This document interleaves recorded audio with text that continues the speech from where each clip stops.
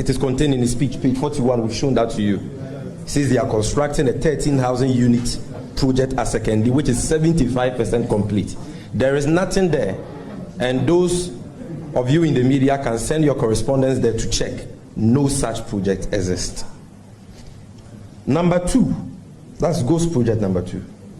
Bawomia's claim at page 41, the same page 41. Let's see that slide again. That, yes, infographic slide again.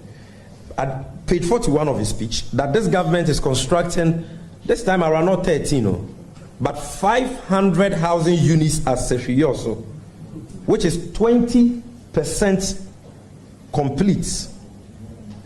It's yet another palpable falsehood, as no such projects exist in Sefrioso. Ladies and gentlemen, we will show you a video evidence of the outcome of our checks at the said location. Can we see that video from Sefrioso?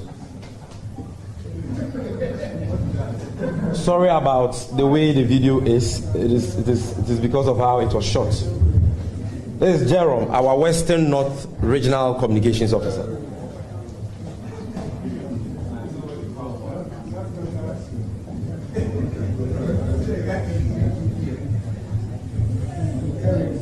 Can you increase the volume for us, please?